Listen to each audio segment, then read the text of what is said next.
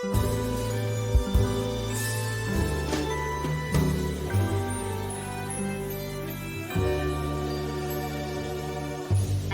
Berry Babe, welcome to another episode of the Berry Babe podcast. I'm your host Lauren Peat, bariatric nurse specialist and bariatric coach, and I'm so excited to have you here today.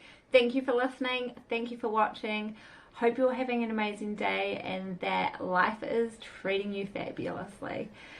So today I wanted to talk around headspace after weight loss surgery. And so one of the things that I'm noticing at the moment as my husband and I are going through a bit of a health kick and losing our weight and getting ourselves sorted, so is that I am finding that headspace and what you think you see in the mirror versus what you can actually see or what other people see or what the scales are saying are two very completely different things. And what I wanted to share was just around our journey and where we're at, and if you resonate, great, and just how to kind of get yourself through that mental trap of what you should be doing or what it should feel like, instead of getting stuck all up in your head around some of these things. So what I wanted to talk about was that, as I've shared in previous episodes, after having baby Aurora, who is 14 months old now, I found that I was eating everything and the old habits were really starting to creep back in, and I was like, practice what you preach, Lauren. How do we get through this? And so my husband and I went on a really big health kick in terms of cutting out a lot of the refined sugar that was in our diet, cutting out without feeling like you're missing out. My husband's doing intermittent fasting. I don't strongly recommend intermittent fasting for bariatric patients just because our sugar levels need to not be quite as swingy as they can be for other people who can eat a little bit more to kind of boost that when they need to fuel their brain. The research doesn't super support IF for bariatric patients, and so that's kind of where I land with that. But what I do encourage is that small portion sizes, so up to a cup 3 times a day with maybe 1 snack per day if it is what you need. And I think that's a really big important part that I need to stress, is that you don't have to snack, but you can if it's high protein, if you need it. So if you can't last the 6 hours between meals, then it's really important that we make some adjustments and allow for just that little top up so that you don't find yourself binge eating because you're starving, or finding yourself making decisions around food that you wouldn't ideally make but you just didn't have the control because you were hungry. So when we get overrun by hunger, it tends to just get in our way and not serve us so well. And so that's what I'm talking about in terms of having that afternoon snack, just to get you through to dinner time so that you are making well-informed, educated decisions about your health and your well-being and what you're fueling your body with. So my husband is down, at the time of recording this, about 18 kilos, and he is doing amazing. He has not had weight loss surgery. He is doing it all with IF, and I'm so proud of him. He's doing amazing.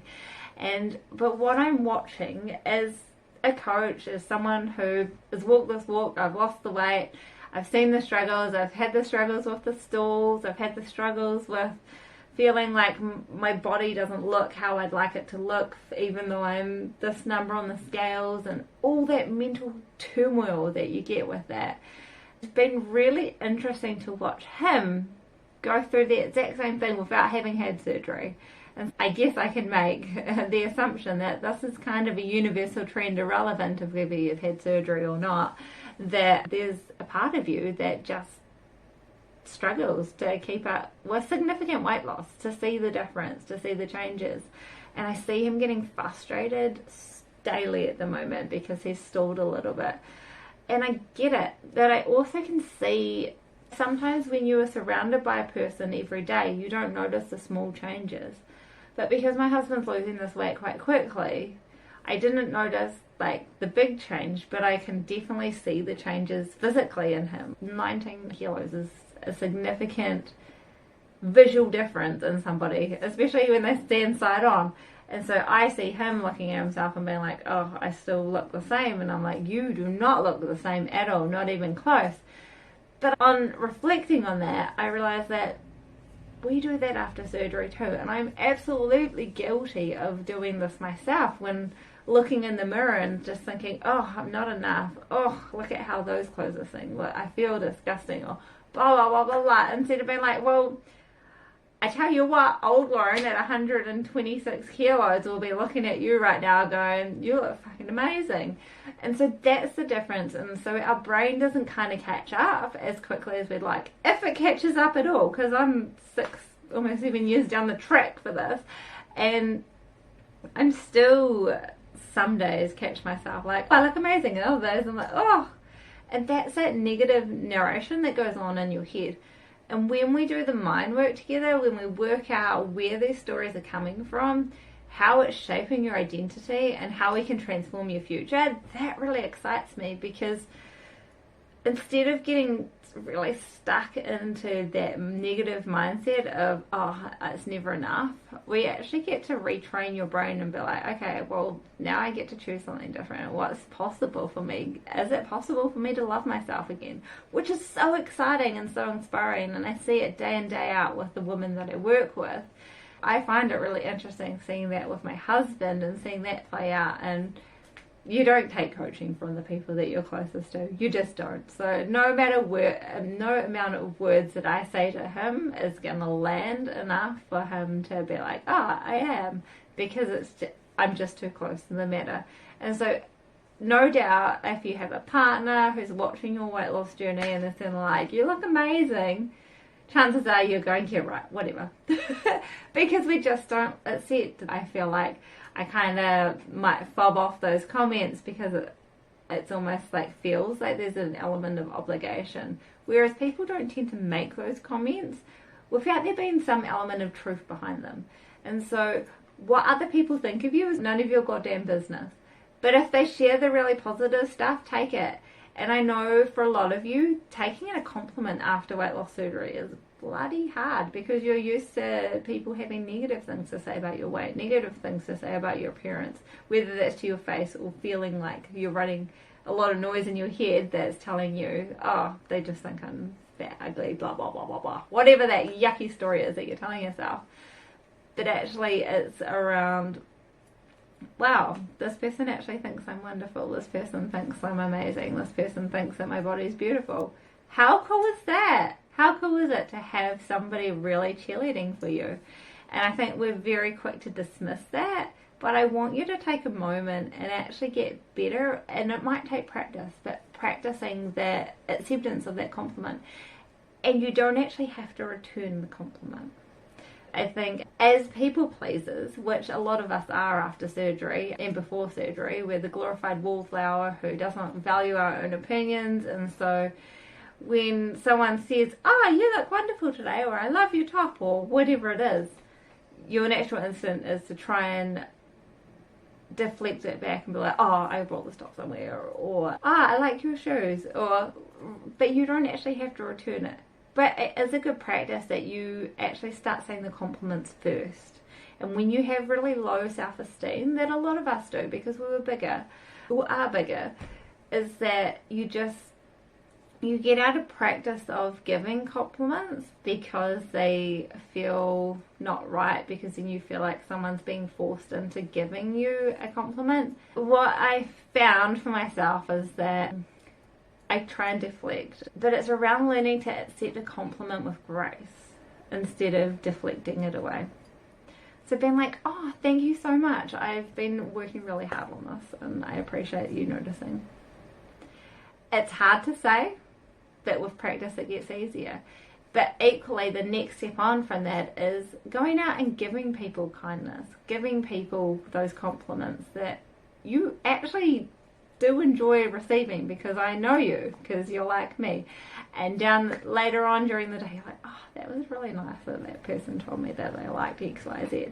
And so get into that practice. So if you struggle with accepting compliments, maybe it is that you go out and find 5 people today that you run into in your day-to-day life that you can give a compliment to, unsolicited, just randomly. Find something that you like about what they're wearing, what they're doing, who they are, and just give that compliment free, without expectations of anything in return, and just see how that feels, because that's what people are doing to you when they compliment you on your stuff. And a lot of the time when people make snarky or comments that maybe don't sit so well, it's a reflection on them. It's an actual internal reflection of how they're thinking and feeling about themselves, and it's not even about you. And so bear that in mind when you do have those conversations in your own head, that it's coming from a place of element of protection, but also a place of wanting to keep yourself safe. But I challenge that what's real versus what's going in your head are 2 very different things. And so making those changes, making that conscious effort and doing that work to change how you view other people's opinions and take people at face value. Like, people are going to be backhanded and whatever, but if you learn to take compliments, you learn to take people at face value, it makes for a happier you. Instead of trying to people please all the time, but equally, like, the compliments is a great place to start, but it is selfish, right? It's around actually learning to give compliments so that you can learn to receive them as well. See what other people say when they receive a compliment. See if that's how you'd like to respond. I saw this really cool video on Facebook Reels, and it was this old man. He just moved into the street, and some neighbours came to bring a cake to welcome him to the community, which was very sweet. Something that I've implemented into my life is from this story, and I really love it. I think it's a really beautiful philosophy and way to be. And what happened was they knocked on the door, and they came out with they presented this cake to him, and he's like, "Oh my goodness, you so shouldn't have brought that for me, but I'm so glad you did. Thank you so much." And so that comes along with those compliments, because often it's like, I know that I found before I started working on the language that I'm using for myself and the way that I see myself, that I was like, oh no, you don't have to do that, you don't have to do that. But people do things because they want to do it, right?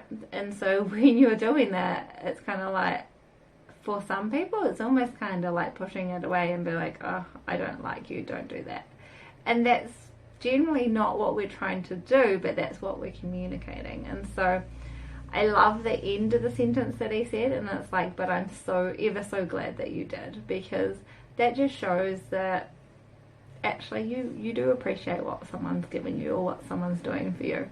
And so flip that on that and apply that into your life if you want to. If you don't, cool, that's absolutely fine. So thank you so much for listening to this little rant around dealing with some of the mindset after weight loss surgery, looking in the mirror and understanding how we're receiving and giving compliments. And I hope that you got a bit out of it, and I will catch you in the next episode. Thanks guys, bye.